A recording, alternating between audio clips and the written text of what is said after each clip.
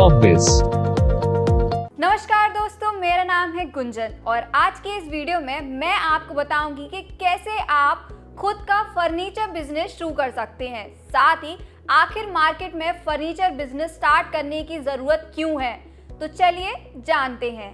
Furniture हर घर की जरूरत है और इसके बगैर घर की सजावट अधूरी रहती है। इसीलिए हर इंसान अपने घर के लिए अलग अलग तरह का फर्नीचर लेता है और उसको अपनी इच्छा अनुसार सजाता है।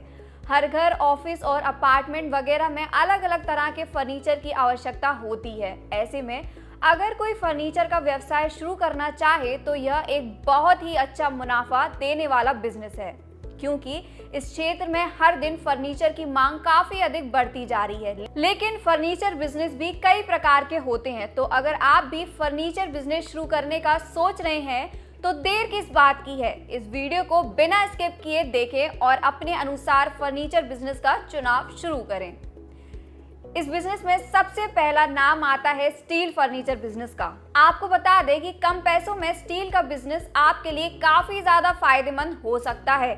स्टील फर्नीचर का बिजनेस की डिमांड ज्यादातर ऑफिस में अधिक होती है, जैसे कि ऑफिस में स्टील के फर्नीचर से बनी अलमारियां, विभिन्न तरह के रैक, कुर्सियां इत्यादि घरों और ऑफिस की शोभा बढ़ाती हैं। यदि आप इस स्टील के फर्नीचर बिजनेस में अपने पैर जमाना चाहते हैं तो ध्यान रखें कि थोड़े अलग से, यानी कि दूसरों से हटकर ऐसे डिजाइन्स बनाएं कि ज्यादातर ग्राहक आपके काम से खुश होकर जाएं। वहीं इसके बाद अगला बिजनेस आता है प्लास्टिक फर्नीचर का। अगर आप कम बजट में अच्छी बिजनेस की शुरुआत करना चाहते हैं तो प्लास्टिक का फर्नीचर बिजनेस शुरू करें। इस फर्नीचर की डिमांड सिर्फ दो वजह से है। पहला, ये खरीदने में सस्ता होता है और दूसरा, इसका रखरखाव हल्का होने के कारण बहुत ही आसान होता है। इसीलिए प्लास्टिक फर्नीचर बिजनेस को कम पैसों में खोलकर अच्छी आमदनी कमा सकते हैं। अगला है wooden furniture business. Wooden furniture यानी कि लकड़ी का फर्नीचर, जो हमेशा से ही ज्यादातर लोगों की पहली पसंद रहा है। लकड़ी का फर्नीचर देखने में काफी ज्यादा आकर्षक और लंबे समय तक चलता है। लकड़ी के फर्नीचर बिजनेस को बनाने के लिए अच्छे से अच्छी लकड़ी का इस्तेमाल किया जाना चाहिए, जिसकी वजह से यह सालों साल तक खराब नहीं होती है। यही कारण है कि जिससे इसकी डिमांड कभी कम नहीं होती है। अगर आपके पास अलमारियां, सोफा सेट, कुर्सियां, लकड़ी के रैक, टेबल, बेड आदि बहुत सारा फर्नीचर बनाने की कला है तो आप लो इन्वेस्टमेंट में भी इस बिजनेस की शुरुआत घर से कर सकते हैं।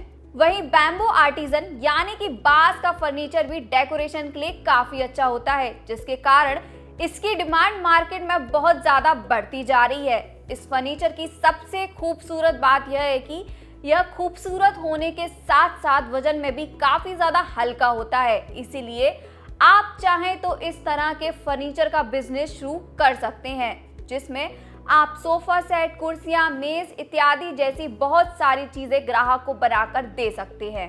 साथ ही लेदर फर्नीचर भी काफी ज्यादा चलन में है। इस तरह का लेदर फर्नीचर वह लोग ज्यादा लेना पसंद करते हैं जो अपने घर की लिविंग रूम और डाइनिंग रूम को एक आधुनिक लुक देना चाहते हैं, क्योंकि इस प्रकार का फर्नीचर आधुनिक होने के साथ साथ देखने में भी बहुत अधिक सुंदर लगता है। इसके अलावा लेदर फर्नीचर का उपयोग ऑफिसों में भी किया जाता है, जिसके कारण इसकी डिमांड भी कभी भी कम नहीं होती है। इसीलिए अगर आप लेदर फर्नीचर के बिजनेस को शुरू करने की सोच रहे हैं तो आप बहुत तेजी के साथ एक सफल बिजनेस खड़ा कर सकते हैं। यदि आप सोच रहे हैं कि इस बिजनेस में आप कितना कमा सकते हैं तो आपको बता दें, यदि आप प्रोडक्ट आज के आधुनिक डिजाइन और अच्छी क्वालिटी का है तो लोग आपके उत्पादन को पसंद भी करेंगे और खरीदेंगे भी, जिस वजह से आप इस व्यवसाय में महीने में लगभग 2 से 3 लाख रुपए तक कमा सकते हैं। चलिए, ये तो थी इन्वेस्टमेंट की बात, पर अब जानते हैं कि कैसे आप आसानी से इस बिजनेस को शुरू कर सकते हैं। आपको इस बिजनेस को शुरू करने के लिए कुछ स्टेप्स को फॉलो करना होगा, जिसमें सबसे पहले आता है रिसर्च। अगर एंटरप्रेन्योर कारपेंटर बिजनेस करने का मन बना चुके हैं तो सबसे पहले उसे अपने एरिया में ही इस व्यवसाय से उत्पादित वस्तुओं जैसे कि कुर्सी, टेबल, डबल बेड, अलमारी, खिड़की, रोशनदान, दरवाजे इत्यादि की मांग का जायजा लेना होगा। मांग का विश्लेषण करने के बाद यह जरूरी नहीं है कि सभी कस्टमर एंटरप्रेन्योर से ही वह वस्तु विशेष खरीदेंगे। हालांकि बिजनेस मॉडल में उद्यमी को तकनीकी तौर पर ट्रेनिंग लेने की आवश्यकता इसलिए नहीं है क्योंकि वह अपना बिजनेस कारपेंटर को नियुक्त करके भी कर सकते हैं। लेकिन यदि आपको इसका एक प्रॉफिटेबल बिजनेस बनाना है तो आपको इसकी ठीक तरीके से जानकारी होना काफी जरूरी है, जिसके लिए आपको एक प्रॉपर ट्रेनिंग लेनी होगी।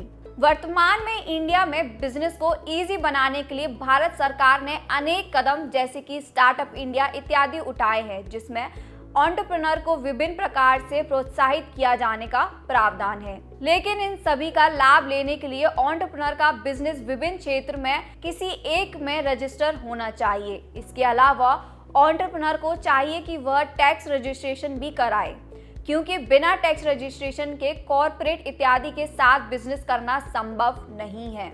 चूंकि हम ऊपरयुक्त फर्स्ट स्टेप में बता चुके हैं कि उद्यमी ने जिस बिजनेस लोकेशन का चुनाव किया है उसको चाहिए कि वह उस क्षेत्र में मांग और अपने आंशिक ग्राहकों को पहचाने।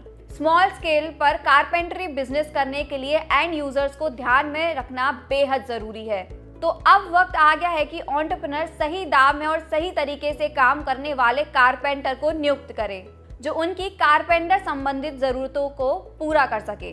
इसके बाद बात आती है लाइसेंस की। इस बिजनेस की शुरुआत करने के लिए कुछ जरूरी लाइसेंस भी लेने होंगे, जैसे कि GST registration, MSME registration, factory licence, trade licence by CEPC और NOC by state pollution control board. तो अगर आपको भी ये सारे लाइसेंस घर बैठे बड़ी ही आसानी से लेने हैं तो आप कॉर्बेस की टीम के साथ कांटेक्ट कर सकते हैं। साथ ही हमारी वीडियो अगर पसंद आई हो तो चैनल को सब्सक्राइब, बेल आइकन को प्रेस करना ना भूलें। धन्यवाद।